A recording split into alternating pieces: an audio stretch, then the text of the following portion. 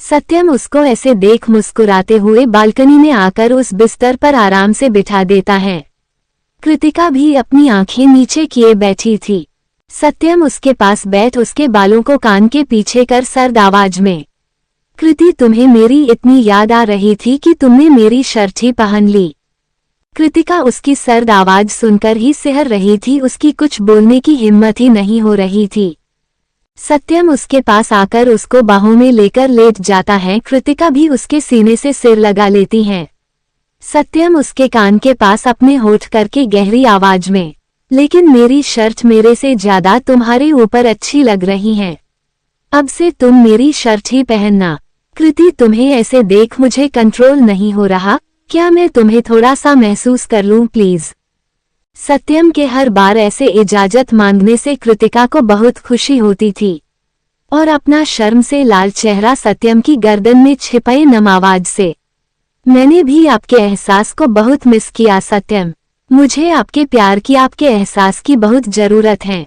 मैं ये तो नहीं कह सकती कि मुझे पूरी तरह से अपना बना लीजिए क्योंकि मुझे याद है आपने क्या कहा था, लेकिन आज आपके एहसास को बहुत करीब से महसूस करना है मुझे। आपको इजाजत है सत्यम, आप जैसे चाहे वैसे अपनी जान पर अपना प्यार लुटा सकते हैं, आज मैं भी नहीं रोकूंगी आपको। कृतिका के ऐसे बोलने से उसके होठ सत्यम की गर्दन को बराबर छू रहे थे, जिससे सत्यम की पकड़ कृतिका की पीठ पर मजबूत हो रही थी। कृतिका की बातें सुन उसके चेहरे पर बहुत प्यारी मुस्कान थी। उसके हाथ बेख्याली में कृतिका की पीठ पर चल रहे थे और उसके होठ अब गुस्ताखी पर उतर आए थे। वो कृतिका को खुद से अलग करके उसके माथे पर प्यार से एक किस करता है।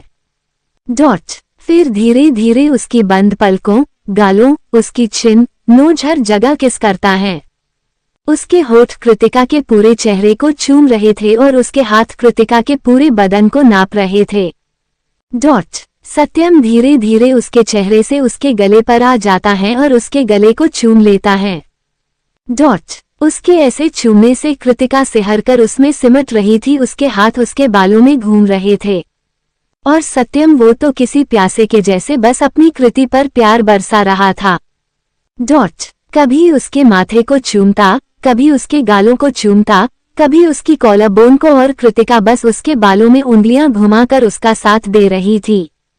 सत्यम के हाथ अब कृतिका की शर्ट के बटन तक पहुंच गए थे और वो धीरे धीरे करके कृतिका की शर्ट के सारे बटन खोल देता है और उस शर्ट को कृतिका की बॉडी से अलग कर देता है।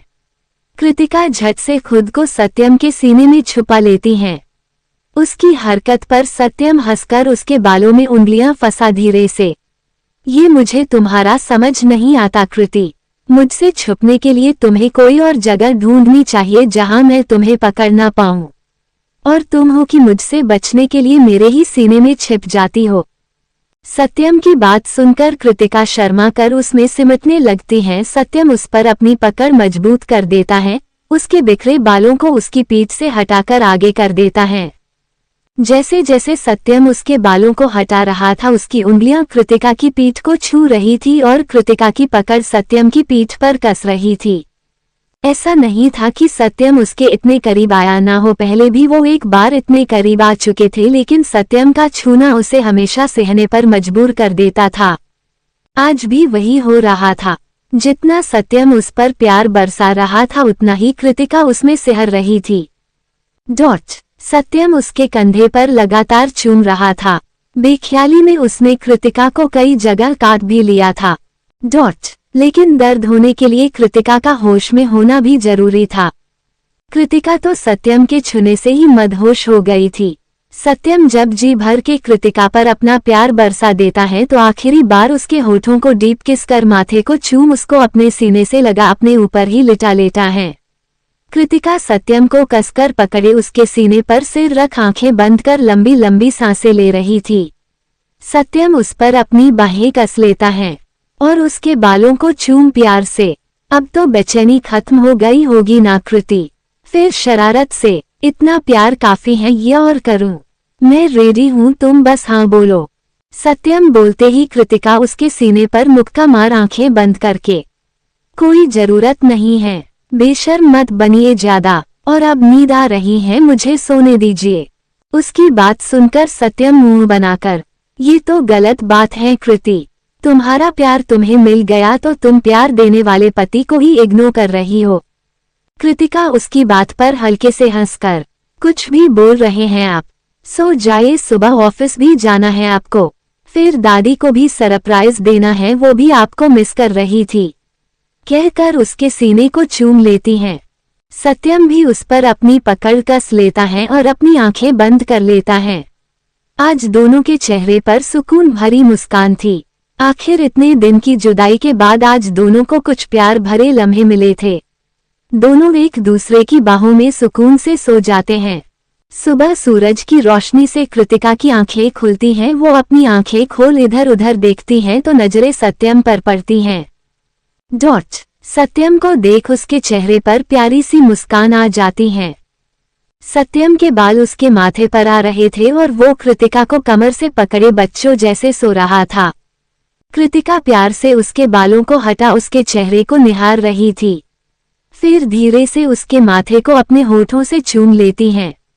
फिर एक नज़र खुद को देख पास पड़ी सत्यम की शर्ट को उठाकर पहन लेती हैं। कृतिका उठकर अपने बालों का जुड़ा बनाकर अंदर कमरे में आ जाती हैं। फिर नहाकर आईने के सामने तैयार होने आ जाती हैं।